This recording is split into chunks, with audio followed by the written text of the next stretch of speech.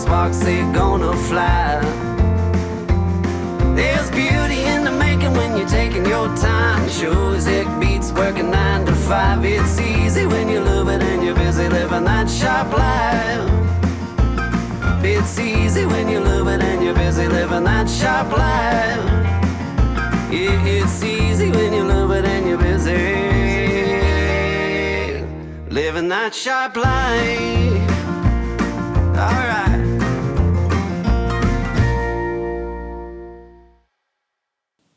Hello, my name is Bob Terzuola. I've been a professional knife maker for over 40 years. Welcome to A Sharp Life. So this is my main workbench, which is the heart of the shop, really. This is where I get all the work done of assembly, putting things together, sometimes taking things apart. And it's got a bewildering variety of tools, and some of them I'll go over.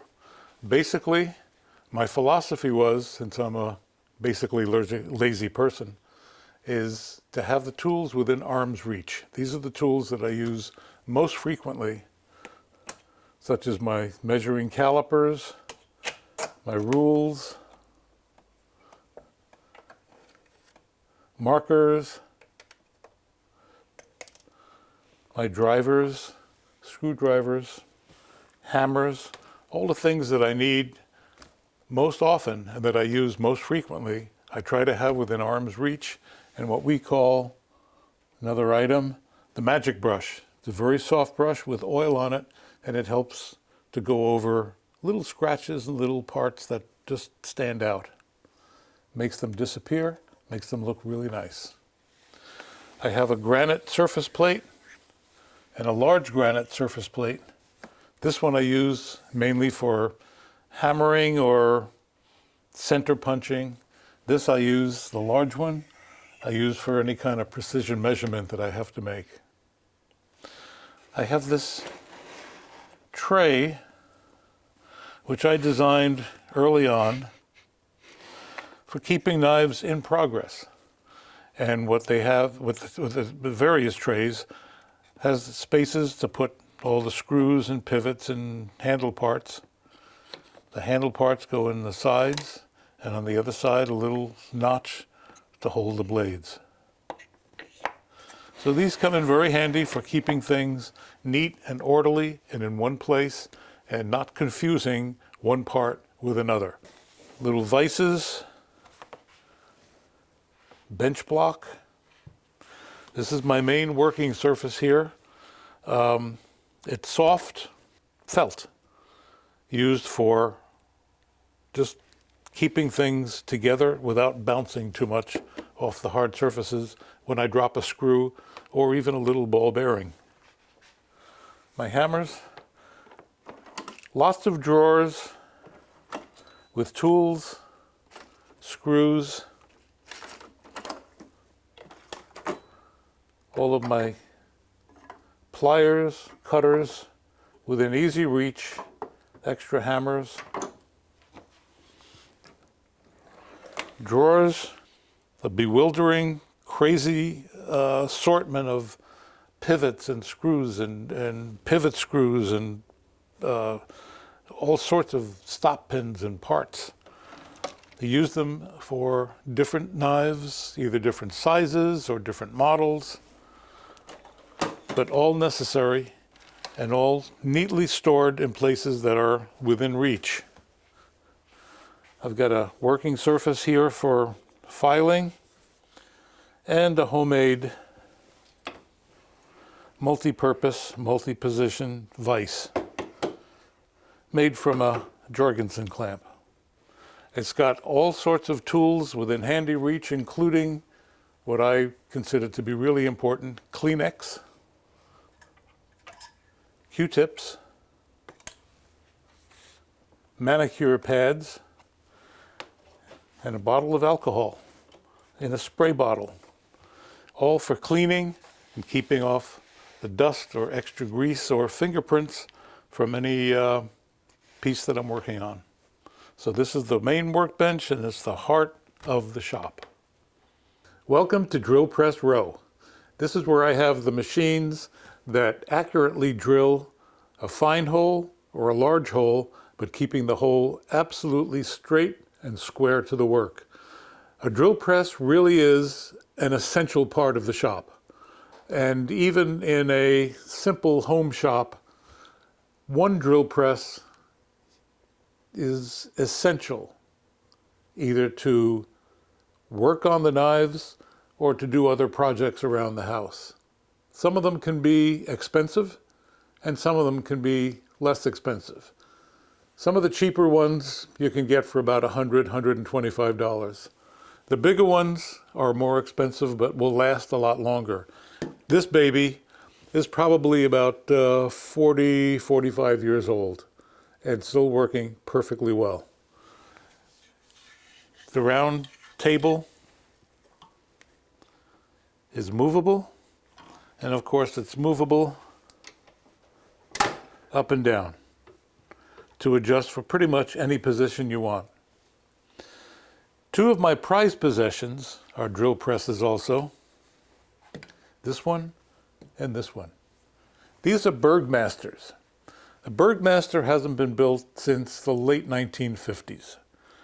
And this is the kind of equipment that was used in factories long before CNC, automated, robotic, computer-controlled equipment.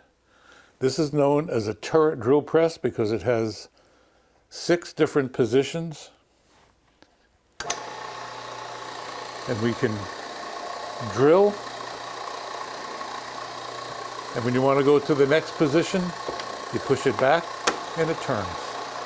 And factories would have rows and rows of these to do sequentially holes, tapping, countersinking, whatever process had to be done was done with a machine like this. And I'm lucky enough to have 2 of them. They're old, but they're in really good condition and they will last a long time. This drill press is a Craftsman and relatively inexpensive, and it's what's known as a dedicated press. And I have just basically one type of cutter here. I use this for deburring holes, and later on in a subsequent episode I'm going to show how that's done and why it's done. But this is what I mentioned to be a relatively inexpensive drill press. Second Bergmaster over here, pretty much identical to the first one, just has different drills and cutters. We'll move on to this last drill press. Once again, an inexpensive Craftsman, dedicated, but this one is dedicated to a tapping head. This is called a Tapmatic. And the Tapmatic works in a very complicated and yet simple way. When it's turned on, and I bring the quill, this is called the quill, when I bring it down, the tap, which makes screw threads, will thread into a hole so that the screw can fit. And when I pull it back, snap it back, it reverses direction and unscrews itself. And I'm going to do a little demo just to show how that works. One thing about the Tapmatic is that it's really complex in size, and I don't recommend taking it apart, as I did once a long time ago. And it took me 2 days to put it back together again. But I must have done a fairly good job because it's lasted for 35 years. Drilling thousands and thousands of, tapping thousands and thousands of holes in all of the knives I've made almost since I started making knives back in the early 80s. So this is drill press row, and we'll do a little demo here and we'll pass on to the others. So this is the Tapmatic. Here's the tap, and we're going to put screw threads into that hole drilled into the titanium right there. So we turn this on, put a little bit of wax. This lubricates the tap. down, and up. I can go down and up. Clockwise goes down, counterclockwise comes up. And that's how you tap a hole and put screw threads in the titanium. So this is my little anvil. It's got a hardened steel plate and a hardened steel hardy piece. I use this for general pounding and sometimes punching through softer materials and just keeping things flat. And also, I want to point out my clamps. And one of the parts of my philosophy is you can never have too many clamps or too many vices. And that's a vice spelled with an S, not with a C. So these are the clamps, hardened steel plate anvil. So this is my heat treating furnace. It's a Paragon design. It's essential to be able to heat treat your blades if you're making knives. Now, a lot of people don't buy a heat treat furnace, but there are companies that will do it commercially. And it's lined with fire brick or what they call a kaolin ceramic material, and it'll hold the heat in. And this one will go up to 2,000 degrees Fahrenheit. And I generally do most of my heat treating at about 1925. These are aluminum plates I use for quenching. When it comes out, when the blades come out of the furnace, I put them in here, close this up nice and tight. The aluminum sucks that heat out, and the objective is to bring the temperature down from 1925 to below 1,000 degrees in less than a minute. Once you do that, you've got a hardened piece of steel perfect for a knife blade until it gets tempered. And tempering is the next procedure you do in the same furnace at a lower temperature. And that makes the steel resilient and not so brittle. So this is my bandsaw. I consider this also an essential part of a knife shop. This is an old Delta 14-inch multi-speed, so it can be used for cutting metal at low speed or wood or stag micarta at a high speed. As I said, it's an old machine. I keep saying that I've got these old machines, and I've got a lot of old machines. I guess I'm an old guy too, but they work perfectly, and I'm really happy to have this one. It's a great machine. You may notice I've got a polycarbonate shield to prevent any flecks and shards from throwing up. It comes in very handy, even when wearing goggles. So this is my bandsaw. Once again, really essential piece of equipment. So this is my lathe bench. The lathe is really not an essential part to knife making because there are commercial companies that make all the little things that you really need, like pivots or stop pins. But they're fun to have, and I've always liked lathes as machines. This is a Schaublin. It's a Swiss-made watchmaker's lathe, very accurate. It's kind of the envy of a lot of people because they are so accurate and so robustly made. Most of these machines are made like tanks. This is once again an old machine, probably from the 50s, I think, according to the serial number, but still works perfectly well and really accurate. This one I have set up with a 3-jaw universal chuck, so I can cut, drill large pieces up to maybe about a 1/2 inch or 3/4 of an inch in diameter. This is the chuck. I also have sets of collets, which are far more accurate than the 3-jaw chuck, but they each serve their own special purpose. The other machine is a Derbyshire. This is made in the United States. It's the most accurate machine made in the United States, the most accurate lathe. Once again, this is also old, probably from the late 60s or 70s. And it's, again, a watchmaker's, jeweler's type of lathe. I use exclusively collets with this for accuracy. I have another Derbyshire, which is specialty set up for doing things with screws, and a larger machine for, I can work up to 1-inch diameter bars for you making fixtures or any kind of jigs. So this is the lathe bench. As I said, the lathe is not really essential for making knives, but they're good to have, and especially when you have to make little parts and fixtures. So this is what I call grinder row. Now the grinder is really an essential part of knife making because it's going to be the machine that you're going to use not only to shape the profile of the blade and the handle, but also the bevels of the blade to form a cutting edge. I have several grinders.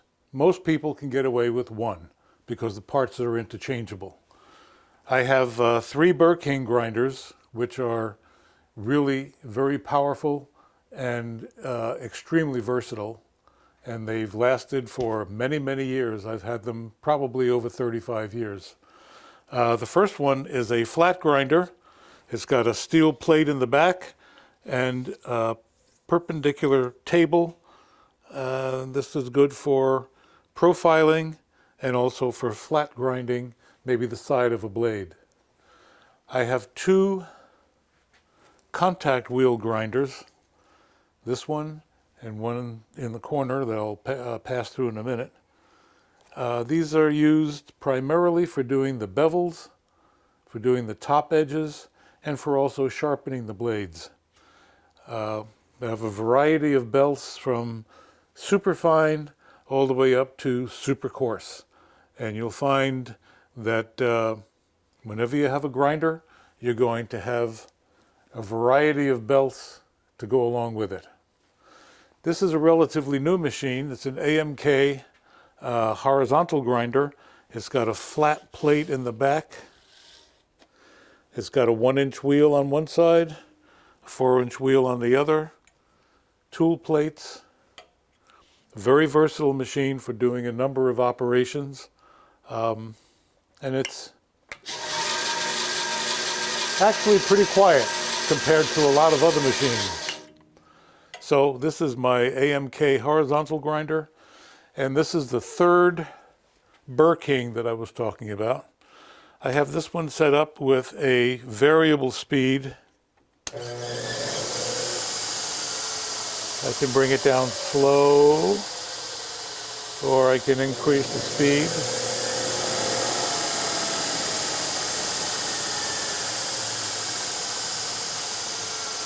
And it's this machine that I finish mainly Magna Cut, because Magna Cut I find is a lot easier to finish with a diamond belt.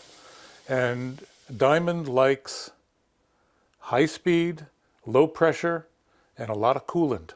And you'll notice my drip. This is just plain water.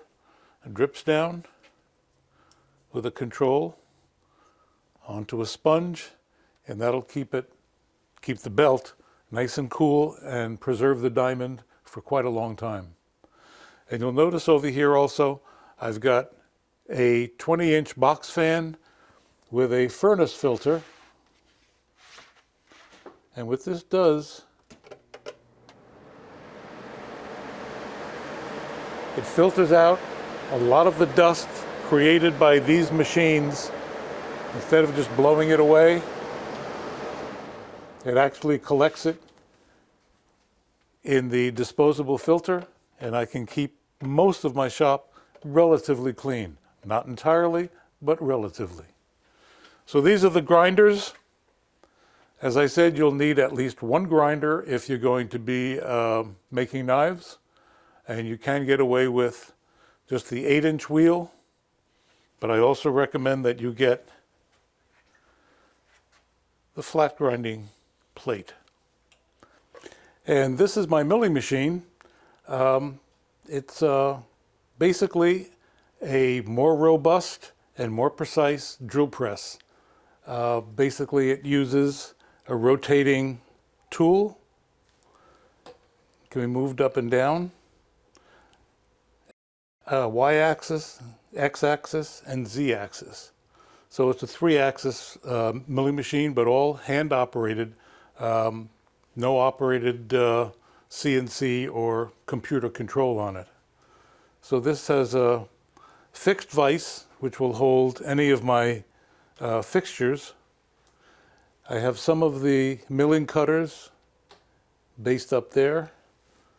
Another set of milling cutters, all in the interchangeable collets. And this is what's known as a quick change tool holder. So the tool is the cutting tool is held in a collet. It's tapered, fits into the slots, and gets locked in.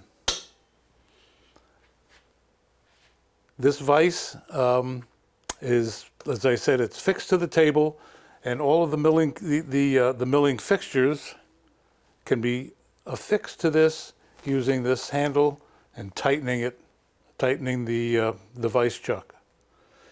As I said, milling machine is not necessary in knife making, but it sure comes in handy in making fixtures and a lot of parts of the blades and the handles. Over here we have a variety of different kinds of fixtures. These are all homemade, and they're primarily designed to hold a piece that I'm working on, mill it, change the piece, and do exactly the same operation on the second piece, or the third piece, or the fourth piece. So these are known as fixtures. A fixture holds the work while it's being worked on, as opposed to a jig, which holds the work as it's being assembled after it's been finished. I have more fixtures up here. And this milling machine has been with me for a long time, since Santa Fe actually. And it's still pretty accurate and pretty solid.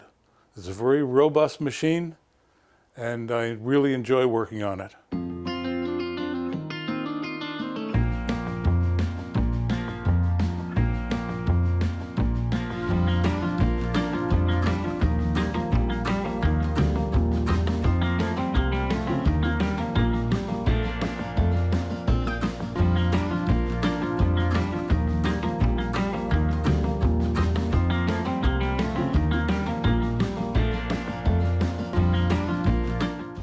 So now you've seen what a working knife shop looks like, the tools and the machines. And in subsequent episodes, we're going to be showing all the techniques and the procedures for making the folding tactical knife, the ATCF.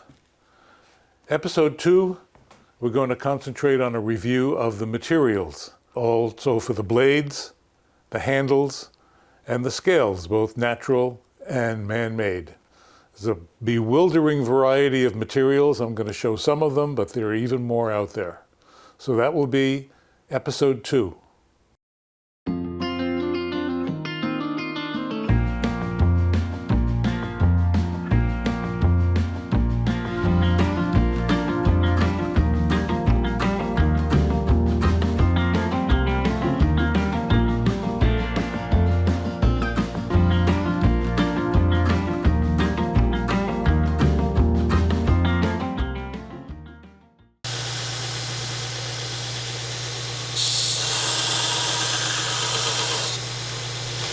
I'm proud to have Burr King as one of the sponsors for this series.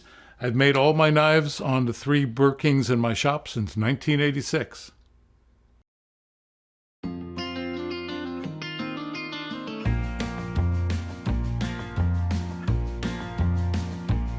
It's pedal to the metal, keeping on that grind. Gotta keep it moving, never looking behind the stove. It's the blade and the sparks, they gonna fly. There's beauty in the making when you're taking your time. Sure as it beats working 9 to 5. It's easy when you love it and you're busy living that sharp life.